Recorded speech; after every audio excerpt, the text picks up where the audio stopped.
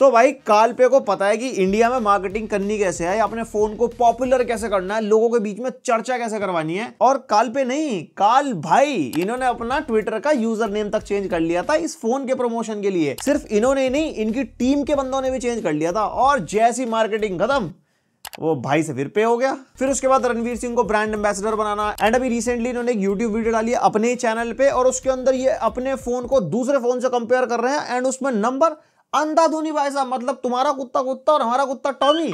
तो वो टॉमी हमने मंगा लिया है, which is nothing phone 2A। And ये भाई बहुत ज्यादा हाइप्ड फोन बन चुका है। वैसे हमने हमारे चैनल पे नथिंग फोन 1 और नथिंग फोन 2 भी रिव्यू कर रखा है। एंड ये जो नथिंग फोन 2A है, ये 2 के बाद उसका जैसे छोटा भाई निकाल देते, जैसे गूगल पिक्सल में A सीरीज आती है, तो कुछ वही वाला हिसाब किताब है। और ये फोन इन्होंने बजट यूजर्स को टारगेट करते हुए बनाया है, जिसकी प्राइसिंग इन्होंने 24,000 से लेके 28,000 के आसपास रखी है। एंड लॉन्च डेट पे 19,999 और बहुत सारे मतलब यूट्यूब पर थंबनेल में 19,999 डाल रखा है। अंडर 20 के ये फोन आपको नहीं मिल सकता। वो एक्सचेंज ऑफर लगाने के बाद है। 24K का फोन है, 2,000 का HDFC का कार्ड डिस्काउंट है, 22 का ये पड़ता है। उसके बाद कोई एक्सचेंज ऑफर आपका लग जाए तब ये अंडर 20 आता है, वरना ये फोन बेयर मिनिमम 22 का ही आपको पड़ेगा। एंड डब्बा खोल लेते हैं और देखते हैं क्या कुछ डब्बे के अंदर है। वैसे अनबॉक्सिंग वगैरह देख लोगे, लेकिन हम भी करेंगे। हमने थोड़ा रिस्क लिया इस बार। फ्लिपकार्ट वाले को बोला अच्छा डब्बा पैक दे दे हमारे को। कह रहा भैया ईंट निकले पत्थर निकले मेरे को गारंटी नहीं है। मैंने कहा तुम कर लो यार, मुझे पता है कि यहाँ पे डब्बा फाड़ के दोबारा पैक तो हो सकता। तो हमने अनबॉक्सिंग रिकॉर्ड स्टूडियो में करिए भाई साहब, खरीदने के बाद।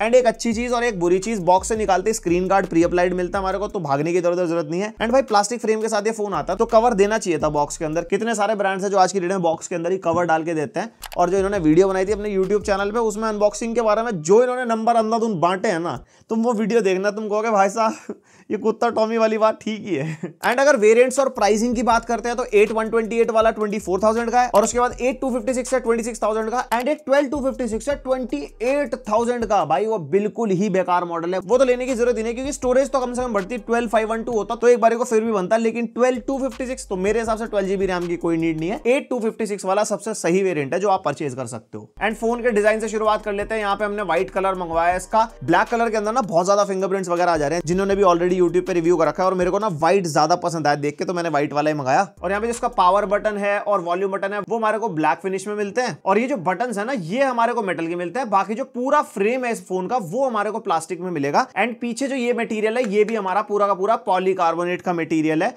नथिंग फोन 1 के अंदर इन्होंने ग्लास यूज करा था, इवन नथिंग फोन 2 के अंदर भी ग्लास यूज कर रखा है। इस प्राइस पॉइंट पे वैसे ग्लास हो सकता था। प्लास्टिक के भी ना अपने फायदे और अपने नुकसान है। प्लास्टिक टूटता नहीं है, फोन दबा के गिरेगा तो ऐसे क्रैक या शटर नहीं हो जाएगा। आपके बैक पे स्क्रैचेस पड़ सकते हैं, डेंट पड़ सकता है, लेकिन जो ग्लास होता है ना उसपे स्क्रैचेस कम आते हैं। वैसे सही बताऊं रियलिटी में ये पता लग नहीं रहा है ग्लास है प्लास्टिक है। मतलब नथिंग फोन 1 नथिंग फोन 2 दोनों मेरे हाथ में है, अनटिल अनलेस आप अपना दांत ना मार के देखो। और जो इसका बैक का पैनल है ना उसको अगर आप ध्यान से देखोगे तो यहाँ पे फ्रेम से ऊपर ना थोड़ा हल्का सा एक्स्ट्रा उठा हुआ है, एकदम ऐसे फ्रेम के अंदर चिपका हुआ नहीं है जैसे नथिंग फोन 1 में हमारे को मिलता है। और बाकी पीछे हमारे को ये डिजाइन मिल जाएगा आंखों वाला, और इधर ऐसे एकदम इंटेस्टाइन बन रखा है पूरा, और यहाँ पे कुछ रेड रेड सा निशान बना रखा है, इधर कुछ मेटालिक निशान है, पूरा वही ट्रांसपेरेंट पैटर्न को फॉलो करता है। और इधर हमारे को नथिंग की ब्रांडिंग मिल जाती है कोने में। और इस बार उन्होंने फिर से एप्पल को हल्का सा ट्रोल कर रखा है। यहाँ पे एप्पल का स्लाइडर बटन जैसे होता है ना वो इन्होंने अपने यहाँ पे बॉडी में डाल रखा है। और अगर आप नथिंग फोन 2 को देखते हो ना तो इसके अंदर भी यहाँ पे सेम चीज करी थी, लग नहीं रहा स्लाइडर बटन जैसा जैसे एप्पल में होता है। और अगर देखा जाए तो नथिंग फोन 1 में भी इन्होंने कुछ ऐसा डाला हुआ था जो थोड़े एप्पल के यूआई के पैटर्न को फॉलो करता है। तो ये काल पे भाई साहब की पता नहीं क्या फैंटेसी चल रही है कुछ ये डालने वाली, अब ये इंटेंशनल है या क्या है क्या नहीं है मेरे को नहीं पता। एंड अगर फोन की इन हैंड फील देखते हैं तो वो बढ़िया मिलती है भाई साहब। यहाँ पे काफी बॉक्सी टाइप का फोन है, एजेस हमारे को राउंडेड मिलेंगी, और अच्छा खासा बड़ा फोन है, 6.7 इंचेस का फोन है, तो सिंगल हैंडेडली आप यूज कर पाओगे, लेकिन दोनों हाथों से ज्यादा फीलिंग आएगी पकड़ने में। फोन को पकड़ने में। एंड एक बात तो कहनी पड़ेगी, फोन भाई स्टैंड आउट करता है। आप साइड बाय साइड दूसरे फोन्स के साथ इसको कंपेयर कर लो ना, तो कुछ अलग दिखता है कि आपके पास कुछ है और दूसरा बंदा देख के आपको बोलेगा भाई ये कौन सा फोन है, दिखाना जरा, जिसको नथिंग के बारे में नहीं पता। एंड ये जो डिजाइन है ना, ये थोड़ा सब्जेक्टिव हो सकता है, किसी को बहुत अच्छा लग सकता है, किसी को बिल्कुल ही बुरा लग सकता है। वैसे मैं अपना पर्सनली बताऊं, ये डिजाइन मेरे को पसंद है और थोड़ा ना यूथ सेंट्रिक डिजाइन है। लेकिन हाँ, मैंने अपने पापा को दिखाया था कि भाई देखो ऐसा फोन है, तो उनका यही कहना था कि भाई मेरे को अच्छा लग रहा है डिजाइन, कुछ डिफरेंट सा है दिखने में। और इस फोन का वेट हमारे को 190 ग्राम के आसपास मिल जाता है, तो इतना हेवियर साइड नहीं है, अंडर 200 ग्राम है, प्लास्टिक फ्रेम है तो हल्का है थोड़ा। एंड देन मेनली आ जाता है हाईलाइट, जो हमारा खिलौने वाला हिसाब किताब है कि भैया ग्लिफ लाइट से खेल लो। नथिंग फोन 1 से चीज इन्होंने शुरुआत करी थी एंड ऑब्वियसली इसको कंटिन्यू करेंगे। मार्केट में यही तो इन्होंने डिफरेंट करा है। नहीं, इतना भी सच नहीं बोलना होता भाई। एंड ग्लिफ के अंदर हमारे को उस बार सिर्फ 3 लाइटें मिलती हैं, एक ऊपर की तरफ है, एक नीचे छोटी और एक राइट साइड में वर्टिकल सी बार है। और यहाँ पे वॉल्यूम इंडिकेटर हमारे को मिल जाएगा, आवाज कम ज्यादा करते हैं। बाकी लाइट प्रोग्रेस की तरह भी चल जाती है, लाइक जोमेटो का ऑर्डर आने वाला हो, गूगल का कैलेंडर इन्होंने ऐड कर दिया है, उबर का भी यहाँ पे हमारे को पता लग जाता है कि आपकी कैब आने वाली है, कितनी देर में कम होगा। और अब तो गूगल कैलेंडर का भी सपोर्ट है, तो उसके अंदर आपकी कोई मीटिंग है, आप मूवी देखने जा रहे हो तो वो ऐड हो जाती है ना आपके कैलेंडर में, तो 1 घंटे पहले नोटिफिकेशन आ जाएगा और वो बार आपको दिखने लग जाएगी, आपको पता रहेगा कि भाई मैं लेट हो रहा हूं नहीं। मतलब इसकी आपको आदत डालनी पड़ेगी, मतलब ऐसा नहीं है कि बहुत जरूरी फीचर है, अगर आदत डालोगे तो अच्छा लगेगा, नहीं वरना तो नॉर्मल चल ही रहा है। और इस बार इन्होंने कोई चार्जिंग प्रोग्रेस के लिए ग्लिफ लाइटिंग नहीं दी, वैसे चाहते तो दे सकते थे, जो ऊपर की वर्टिकल वाली बार है जो चार्जिंग में यूज हो सकती थी, बट लेकिन है नहीं। लेकिन नथिंग फोन 1 और 2 में नीचे की तरफ थी और उसमें अगर फोन को हिलाते थे चार्जिंग पे तो बार दिखती थी कि कितना फोन चार्ज हो गया, अगर फोन उल्टा रखा है। एंड ये इन्होंने डिजाइन ही ऐसा बनाया कि ग्लिफ वाला कि आप अपना फोन जहां भी हो भैया उल्टा ही रखो और लोगों को दिखाओ, फ्री में ब्रांडिंग करो फ्रंट से, तो क्योंकि फोन सारे सेम लगता है ना। उसके अलावा फ्लिप टू ग्लिफ यहाँ पे हमारे को मिल जाएगा, जो एकदम उल्टा करते हैं, ग्लिफ लाइटिंग जल जाती है एंड ये डीएनडी मोड पे चला जाता है। म्यूजिक सिंक का ऑप्शन यहाँ पे मिल जाएगा, गाने वाने चलाओगे, कोई भी मल्टीमीडिया होगा उसके हिसाब से आपकी ग्लिफ लाइटिंग सिंक हो जाएगी। एसेंशियल नोटिफिकेशन आप इस पे सेट कर सकते हो, अगर फोन डीएनडी मोड पे है, कोई एक बंदा है जिसका मैसेज बहुत जरूरी है, आप मिस नहीं कर सकते, आपकी बाबू सोना जान का मैसेज कि भैया गुस्सा हो जाएगी, तो वो डीएनडी मोड पे आप सेट कर सकते हो एंड वो लाइट जल जाएगी उस टाइम पे ना कि हाँ भाई ये इंपॉर्टेंट मैसेज है पढ़ लो, उसके अलावा नहीं चलेगी ग्लिफ लाइट, तो वो सब्जेक्टिव आप अपने हिसाब से सेट कर सकते हो उसको। एंड उसके अलावा हमारे को रिंगटोन्स यहाँ पे मिल जाती हैं, डिफरेंट पैटर्न है, डिफरेंट आवाजें हैं, उसी हिसाब से वाइब्रेशन भी होती है। एंड आज भी मैं ये बोलूंगा, नथिंग की अपनी रिंगटोन्स बहुत बहुत इरिटेटिंग है। जब नया नया नथिंग फोन 1 आया था ना, तो मुझे बहुत अच्छी लगी थी, मतलब कुछ एक दिन, उसके बाद जो सिर में दर्द होता ना भाई, के बाद सुन के फोन बजता, मन करता फोन तोड़ दो। और यहाँ पे हम रिंगटोन कंपोज भी कर सकते हैं, कंपोजर मिलता है हमारे को, और यहाँ पे आप डिफरेंट आवाजें सेट कर सकते हो। और यहाँ रिकॉर्ड का बटन जैसे हम दबा लेंगे ना, तो ये रिकॉर्ड हो जाती है और अपने हिसाब से ट्यून वगैरह सेट हो गई। ये बड़ा मतलब खिलौने वाला हिसाब किताब है, एक आधी बार आप चलाओगे उसके बाद कोई काम नहीं आता, कोई इसमें से इंस्ट्रूमेंट की नॉलेज नहीं चाहिए, बस टू टू टू टू है ऐसा।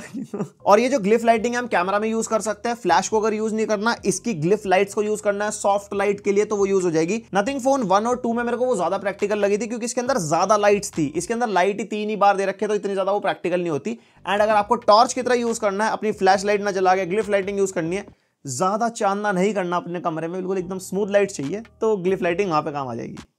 ये तो चल सकता है कहीं ना कहीं। और यहाँ पे ग्लिफ इंटरफेस की सेटिंग्स कुछ ऐसी मिल जाती है, यहाँ से आप ग्लिफ की ब्राइटनेस कम ज्यादा कर सकते हो, रिंगटोन्स यहाँ पे सेट हो जाएगी, नोटिफिकेशन, ग्लिफ लाइटिंग आपको ऑफ करके रखनी है, नहीं जलानी, तो आप यहाँ से ऑफ भी कर सकते हो। और बाकी वो सारे फीचर्स जो मैंने आपको बताया, वो सारी सेटिंग्स हमारे को यहाँ पे मिल जाएंगी एक ही जगह। एंड भाई डिस्प्ले अच्छी है स्मार्टफोन की, लेकिन कुछ मेरे को चीजें ऊपर नीचे लगी। पहले अच्छाई के बारे में बात कर लेते हैं। यहाँ पे हमारे को 6.67 इंचेस की फुल HD प्लस डिस्प्ले मिलती है, जिसका रेजोल्यूशन 1084x2412 है एंड ये आती है 120 हर्ट्ज के रिफ्रेश रेट के साथ, नॉट LTP, और डिस्प्ले जो 1 हर्ट्ज तक चली जाती है, 1 हर्ट्ज तक नहीं जाएगी, मिनिमम 30 हर्ट्ज तक ब्रांड ने मेंशन करा है, लेकिन मेरे केस में 30 हर्ट्ज तक जा ही नहीं रही थी, मिनिमम 60 हर्ट्ज पे जाती है अगर आप कुछ यूज नहीं करते फोन के अंदर। एंड अगर AOD पे अगर आप फोन छोड़ते हो ना, AOD पे 120 हर्ट्ज पे ही रहता है फोन, वहां पे भी 60 या 30 पे नहीं जाती, तो ये सॉफ्टवेयर ग्लिच है, ये ठीक होना बहुत जरूरी है, क्योंकि जब रिफ्रेश रेट बहुत कम पे जाएगा तो बैटरी और ऑप्टिमाइज रहती है ना उससे। एंड ये जो 120 हर्ट्ज है ना, ये सिर्फ फोन के UI में काम करता है, किसी भी एप्लीकेशन, थर्ड पार्टी एप्लीकेशन के अंदर आप जाओगे, सब जगह 90 हर्ट्ज पे फोन शिफ्ट हो जाता है। अगर फोन का मेन्यू चला रहे हो या कोई सेटिंग्स चला रहे हो, वहां पे 120 हर्ट्ज चलेगा, उसके अलावा नहीं। मेरे हिसाब से थोड़ा और ऑप्टिमाइज होना चाहिए था, हर जगह 120 या थोड़ी ज्यादा एप्स में 120 चलता, इवन यूट्यूब या गूगल की एप्स भी है ना, वहां पे भी 90 हो जाता है, तो ये शायद ठीक होगा फ्यूचर में या नहीं, इसके बारे में कुछ नहीं कह सकता। एंड ये हमारी 10 बिट की डिस्प्ले है। फ्लेक्सिबल एमोलेड डिस्प्ले के अंदर इन्होंने दे रखी है, जो इस प्राइस पॉइंट पे एक अच्छी चीज है। एंड उसकी वजह से इवन बेजल हमारे को यहाँ पे मिलते हैं। टॉप, लेफ्ट, राइट, बॉटम, चारों तरफ से आप बेजल देखो, एकदम इवन मामला है। और फ्रंट से जब आप फोन को देखते हो ना, कंटेंट वगैरह देखते हो या नॉर्मली यूज भी करते हो, एक वाइब आती है वो इवन बेजल देख के, जो इसको स्टैंड आउट करवाती है। मतलब अच्छा लगता है फोन यूज करने में। एंड इस फोन के अंदर हमारे को 700 निट्स की टिपिकल ब्राइटनेस मिलती है, जो कि सही है। इंडोर में हम यूज करते हैं उसके हिसाब से 700 निट्स बहुत बढ़िया है। एंड यहाँ पे मैंने टेस्ट करके देखा था, 700 निट्स के आसपास ब्राइटनेस निकल के आई। और पीक ब्राइटनेस ब्रांड ने 1300 निट्स की बोली है, जो आप आउटडोर मोड पे यूज करोगे वहां पे कुछ होता है। नॉर्मली HDR कंटेंट मैंने इसके ऊपर देख रहा था, एंड HDR कंटेंट में जो ब्राइटेस्ट पार्ट है ना, वो 1100 1150 निट्स के आसपास तक जा रहा था। तो जो ब्राइटनेस इन्होंने प्रॉमिस करी है वो उतनी दे रहा है फोन। नथिंग फोन 1 में थोड़ी गलत मार्केटिंग हो गई थी फिर, लेकिन बाद में ठीक कर दी थी इन्होंने।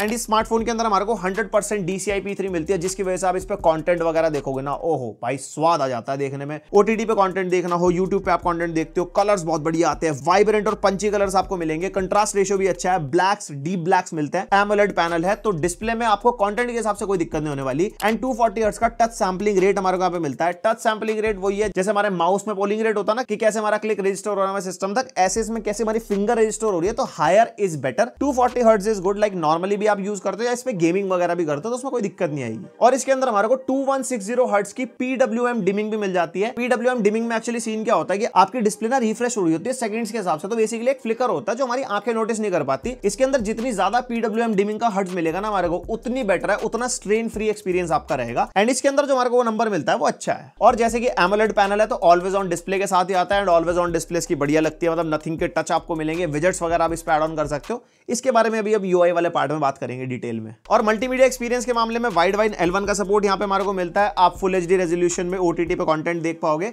नेटफ्लिक्स के अंदर HDR का कोई सपोर्ट नहीं है, लेकिन YouTube पे हमारे को HDR का सपोर्ट मिलता है। 4K 60 HDR तक का आप कंटेंट देख सकते हो। एंड ये फोन आता है स्टीरियो स्पीकर्स के साथ, जो कि एक अच्छी चीज है। मतलब ऊपर और नीचे दोनों तरफ हमारे को स्पीकर मिलते हैं। एंड स्पीकर का सैंपल भी सुनवा देता हूं आपको। देखो जो लाउडनेस है स्पीकर की वो मेरे को ठीक लगी, लेकिन एक ना जो ट्रेबल होती है ना, थोड़ी क्रिस्प साउंड नहीं है, थोड़ी दबी दबी सी साउंड इसकी महसूस होती है। स्पीकर्स में शायद आप डिसअपॉइंट हो सकते हो। एंड आप कर लेते हैं तकनीकी बातें। MediaTek Dimensity 7200 Pro प्रोसेसर हमारे को इसके अंदर मिलता है, जो हमारा 8 कोर का 5G प्रोसेसर है। अब ये इन्होंने प्रो क्यों यूज करा है मेरी समझ से बाहर है। नॉर्मली Dimensity से भी कम नंबर निकाल के दे रहा है। अभी आगे दिखाता हूं बेंचमार्क वगैरह आपको। एंड यहाँ पे LPDDR4X रैम हमारे को यहाँ पे मिलेगी, और रैम बूस्टर नाम से इन्होंने भी फर्जी ब्रांडिंग शुरू कर दी, जो एक और ब्रांड्स तो कर ही देते। ये जो रैम ऐड हो जाएगी आपकी स्टोरेज शेयर करके और ये करके, UFS 2.2 स्टोरेज के साथ ही आता है, उससे क्या ही इंपैक्ट पड़ेगा रैम शेयरिंग का। और वैसे भी ये चीजें भाई नथिंग आपके ऊपर नहीं अच्छी लग रही है, मत करो आप।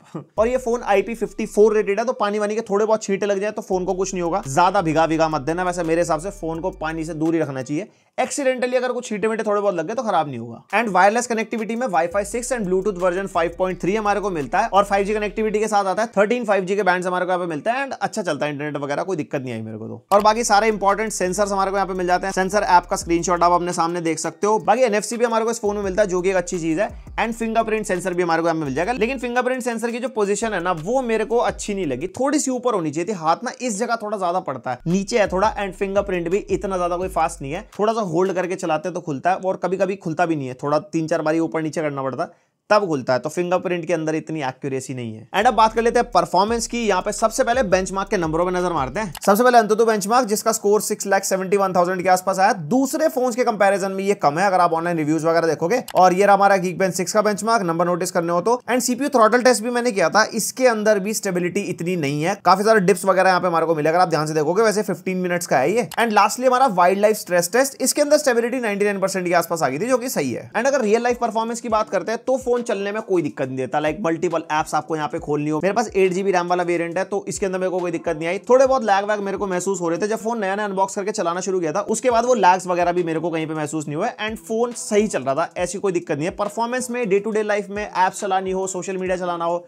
उसके अंदर ये फोन आपको कहीं दिक्कत नहीं देगा। लेकिन परफॉर्मेंस की बात और गेमिंग ना हो तो क्या फायदा। यहाँ पे सबसे पहले टेस्ट कर रहे हैं BGMI, जिसमें हमारे को स्मूथ पे एक्सट्रीम यानी कि 60 FPS वाली परफॉर्मेंस मिल जाएगी, और बैलेंस्ड पे अल्ट्रा यानी कि 40 FPS के आसपास, HD पे भी अल्ट्रा एंड HDR पे भी अल्ट्रा, और अल्ट्रा HDR का कोई सपोर्ट नहीं है, तो स्मूथ पे एक्सट्रीम पे खेलते हैं इसके अंदर ना। और यहाँ पे स्मूथ पे एक्सट्रीम पे हमारे को स्टेबल 60 FPS मिल रहे हैं, मतलब 55-60 के आसपास हमारे को मिल रहे हैं। एंड ऊपर हमारा डिवाइस का स्किन टेम्परेचर है, और ये स्किन टेम्परेचर जो है ये अभी की गेमिंग के हिसाब से, जैसे गेम टेस्ट थोड़ा सा एक्स्ट्रा आगे बढ़ेगा तो डेफिनेटली स्किन टेम्परेचर इंक्रीज होंगे। एंड अगर डिवाइस के स्किन टेम्परेचर 40 डिग्री के आसपास तक भी रहते हैं तो भी हमारी डिवाइस ऐसा कोई ना गर्म फील नहीं होती। तो यहाँ पे मेरे को कोई ऐसा जिसके अंदर हीटिंग का इशू लगा नहीं गेमिंग करते हुए। हमने काफी गेमिंग वगैरह करके देखी थी, और BGMI में आराम से आप 60 FPS वाली गेमिंग इस फोन पे कर सकते हो। उसके बाद कर्तव्य का बुलावा यानी कि कॉल ऑफ ड्यूटी लो पे हमारे को अल्ट्रा फ्रेम रेट मिल रहा है, यानी कि 90 FPS वाली आप गेमिंग इसके ऊपर कर सकते हो लो सेटिंग्स पे। और अगर वेरी हाई सेटिंग्स करते हैं तो हमारे को वेरी हाई फ्रेम रेट मिलता है। तो हम यहाँ पे ना लो पे ही टेस्ट करने वाले हैं, क्योंकि मैक्सिमम FPS चाहिए होते हैं ना इन गेम्स में। तो और मल्टीप्लेयर मोड पे डेथ मैच यहाँ पे हम खेल रहे हैं, और इसके अंदर आराम से हमारे को 85-90 एवरेज FPS के आसपास मिल रहे हैं। और डिवाइस के स्किन टेम्परेचर्स अभी भी हमारे 36-37 डिग्री के आसपास है। टोटल अगर आपको गेमिंग का टाइम बताऊं तो अभी तक हमारे को लगभग 15-20 मिनट हो चुके थे फोन पे गेमिंग करते हुए। आई नो ये ज्यादा टाइम नहीं है, बट उससे आप अंदाजा लगा सकते हो। एंड यहाँ पे फ्रेम रेट वगैरह बढ़िया स्टेबल हमारे को मिल रहा है। और फिर डिवाइस की जान निकालने के लिए भैया गेंशिन इंपैक्ट। मैंने कहा अब बताओ क्या कह रहे हो तुम। यहाँ पे ग्राफिक सेटिंग पे लो प्रीसेट हमने सेट कर दिया था, जिसके अंदर डिफॉल्ट लिखा हुआ है। एंड जो FPS है वो हमने सेट कर दिया था 60 पे। एंड यहाँ पे हमारे को आराम से 45-50 FPS के आसपास वाली गेमिंग मिल रही है इस फोन के अंदर। मतलब मैं ये नहीं कह सकता बिल्कुल गेमिंग सेंट्रिक वाला फोन है, क्योंकि गेमिंग सेंट्रिक फोन में हम हाई सेटिंग्स पे खेल सकते हैं, अच्छे फ्रेम रेट हमारे को मिल जाते हैं। लो सेटिंग्स पे गेंशिन इंपैक्ट खेलने का मन बने तो आप खेल सकते हो। एंड यहाँ पे आप देख सकते हो डिवाइस के जो स्किन टेम्परेचर है वो 40 डिग्रीज प्लस जा चुके हैं। थोड़ा सा वार्म साइड फील होता है डिवाइस, ऐसा मतलब एक्सट्रीम ओवर हीटिंग वाली फीलिंग नहीं आती डिवाइस से ना। और यहाँ पे कॉम्बैट वॉम्बैट भी मैंने करके देखा, तब भी हमारे को स्टेबल 45-50-55 FPS के आसपास मिल रहे हैं। फिर मेरे दिमाग में आया कि एक बार ना अगर हाईएस्ट सेटिंग पे खेल के देखें तो कैसी परफॉर्मेंस देगा। और यहाँ पे हाईएस्ट सेटिंग के बाद 60 FPS मैंने कर दिया, और भाई हाईएस्ट सेटिंग पे भी ये 40 FPS के आसपास निकाल के दे रहा था, जैसे कॉम्बैट में चल रहा है, मतलब 35-40 FPS के आसपास। तो मैं कह सकता हूँ हाईएस्ट सेटिंग पे प्लेबल FPS गेंशिन इंपैक्ट में मिल रहा है, और ग्राफिक्स मतलब हाईएस्ट सेटिंग में बहुत बढ़िया दिखाई देते हैं। फिर लेकिन उसके बाद थोड़ा स्टटर लैग वगैरह मेरे को महसूस होने लगा था। And the most interesting part इस फोन के बारे में इसका ऑपरेटिंग सिस्टम, और या फिर कह सकते हैं इसका यूजर इंटरफेस नथिंग OS। ये फोन आता है Android 14 out of the box. Nothing OS 2.5 हमारे को इसके अंदर मिलता है। एंड भाई अपडेट्स के मामले में बहुत सही है। 3 इयर्स के मेजर अपडेट मिलेंगे, लाइक Android 17 तक आप इसको यूज कर पाओगे। एंड 4 इयर्स के आपको सिक्योरिटी अपडेट्स भी मिलेंगे, जो कि एक काफी सही चीज है। नथिंग सॉफ्टवेयर के मामले में अच्छा काम करता है। नथिंग फोन 2 हमारे पास स्टूडियो में है, नथिंग फोन 1 हमारे पास स्टूडियो में है। And regular software updates in phone पे आते हैं, और काफी स्टेबिलिटी से काम भी कर रहे हैं। मतलब जब आए थे और अब फोन्स में डिफरेंस है। और इसके अंदर भी छोटे मोटे जो लैग्स ग्लिचेस है ना, वो भी भाई चले जाएंगे, मेरे को जहां तक उम्मीद है। नथिंग कर रहा है इसके ऊपर बढ़िया काम। और अगर UI के बारे में बात करते हैं तो नथिंग के टचेस हमारे को फोन में मिलते हैं, जैसे इनका फॉन्ट हो गया नथिंग वाला, वो कहीं कहीं जगह आपको मिल जाएगा। और उसके अलावा जो साउंड्स हैं, जैसे हमारी लॉक की साउंड हो गई, या फिर आप फोन पे स्क्रीनशॉट ले रहे हो उसकी साउंड, या फिर आप कैमरे पे फोटो क्लिक कर रहे हो उसकी साउंड, ये सारे जो नथिंग के टचेस हैं वो भाई आपको फोन में मिलेंगे, जो कि काफी डिफरेंट और अलग से एक्सपीरियंस क्रिएट करता है as compare to other Android smartphones. ये स्टैंड आउट करने वाला हिसाब किताब है। और बाकी विजेट्स के ऊपर भाई इन्होंने बढ़िया काम कर रखा है। यहाँ पे आप दुनिया भर के विजेट्स ऐड कर सकते हो। आप देखो कितने सारे हमारे को विजेट्स मिलते हैं। अभी प्रेजेंटली नथिंग के जो विजेट्स हैं वो 22 हैं। उसके अलावा एप्स वगैरह के भी हमारे को मिल जाएंगे। एंड यहाँ पे विजेट्स को आप कस्टमाइज कर सकते हो, लाइक साइज छोटा बड़ा करना हो। और उसके अलावा यहाँ पे फोल्डर्स हम क्रिएट कर सकते हैं। यहाँ पे वेदर वगैरह के विजेट मिल जाते हैं, जो कि काफी सही है। एंड ये सारे विजेट्स हम लॉक स्क्रीन पे भी लगा सकते हैं। एंड लॉक स्क्रीन पे ना मैंने एक बड़ा अच्छा सा विजेट लगा रखा है, जो हमारा स्क्रीन टाइम दिखाता है, और इसके ऊपर एक स्माइली सी बन रखी है एंड टाइम भी दिखाता है, जो कि काफी सही है। मतलब पता रहता है कि हम कितनी देर से फोन चला रहे हैं, क्या कुछ है, और मतलब कुछ है डिफरेंट मामला। एंड यहाँ पे एकदम क्लीन यूजर इंटरफेस हमारे को मिलता है। कोई भी ब्लोटवेयर इस फोन के अंदर नहीं है। वाइब्रेशन भाई बढ़िया इन्होंने दे रखी है फोन के अंदर। हैप्टिक फीडबैक अच्छा है, आप चाहे टाइपिंग कर लो। उसके अलावा जो इसके ग्लिफ इंटरफेस के साथ जो इसकी वाइब्रेशन चलती है, इसकी रिंगटोन्स वगैरह, एक्चुअली इनको वाइब्रेशन अच्छी देनी ही पड़ती है, क्योंकि इन्होंने सिस्टम ही ऐसा बना रखा है ना, उसमें वाइब्रेशन का भी रोल है। और उसके अलावा सॉफ्टवेयर एक्सपीरियंस एकदम मस्त है भाई साहब। यहाँ पे ट्रांजिशन वगैरह काफी स्मूथ मिलते हैं। जैसे एप्स वगैरह आप खोलोगे उसके अंदर ट्रांजिशन काफी स्मूथ है। कभी कभी थोड़ा बहुत लैग होता हुआ मेरे को महसूस हुआ। एंड लॉक वाला ट्रांजिशन काफी अच्छा है। जैसे लॉक का बटन हम प्रेस करेंगे ना, वहीं से ही लाइट क्लोज होती है और वहीं से ही खुलती है लाइट। और जैसे डबल टैप का फीचर ऑन कर रखा है, जिस तरफ मैं डबल टैप करूंगा ना स्क्रीन पे, वहीं पे ही लाइट बंद होती है इसकी जाके। और यहाँ पे जो इसकी ऑडियो रिकॉर्डिंग की ऐप है, उसके अंदर भी नथिंग का आपको एकदम टच मिलेगा। और यहाँ पे AI जनरेटेड वॉलपेपर इन्होंने इसके अंदर दे दिए हैं, जिसके अंदर ऊपर स्काई, टेरेन और ये सब चीजें ऐड कर सकते हैं, नीचे उसका पैटर्न ऐड कर सकते हैं, और यहाँ पे ये अपने आप वॉलपेपर क्रिएट कर देता है। ये आप सरप्राइज भी करवा सकते हो खुद पे यहाँ पे सेलेक्ट करके, और एक डिफरेंट वॉलपेपर आपको हर बार ये निकाल के देगा। एंड एक चीज मेरे को सही लगी, जो नथिंग OS 2.5 दिया है ना, ये वही वाला नथिंग OS है जो नथिंग फोन 2 में मिलता है। कोई भी ऐसा सीन है जैसे सैमसंग में आपने देखा होगा One UI है, फिर वन यूआई कोर है, वो अलग अलग प्राइस रेंज के फोन में अलग अलग यूआई देते हैं। इसके अंदर ऐसा नहीं है, सेम एक्सपीरियंस मिलता है, सारे फीचर सेम मिलते हैं। तो इस फोन का यूआई मेरा सबसे फेवरेट पार्ट है, एक कमी के साथ, कॉल रिकॉर्डिंग हमारे को इसके अंदर नहीं मिलती। सैमसंग के वन यूआई में अभी भी मिलती है, लेकिन इसके अंदर एक हैक है, यहाँ पे कॉल रिकॉर्डिंग का विजेट आप ऐड करो और उसके अंदर माइक एंड सिस्टम दोनों ऑन कर दो, तो वहां से आप कॉल रिकॉर्डिंग कर सकते हो, लेकिन मैनुअली जाके बार बार करनी पड़ेगी। ऑटोमेटिक नहीं है, आई प्रेफर ऑटोमेटिक। और ये फोन आता है 5000 mAh की बैटरी के साथ, जो कि आज की रेट में 5000 mAh is common. 6 to 7 hours का स्क्रीन ऑन टाइम आराम से आपको ये निकाल के दे देगा। अगर आप नॉर्मल यूज कर रहे हो तो सुबह से लेकर रात तक ये फोन आप आराम से यूज कर सकते हो। एंड ये 45 वॉट की चार्जिंग को सपोर्ट करता है। एंड डब्बे में कोई चार्जर ही नहीं है भैया। और ये अनबॉक्सिंग एक्सपीरियंस में दूसरों को कम नंबर दे रहे जिनमें चार्जर रख के मोटे मोटे डब्बों में।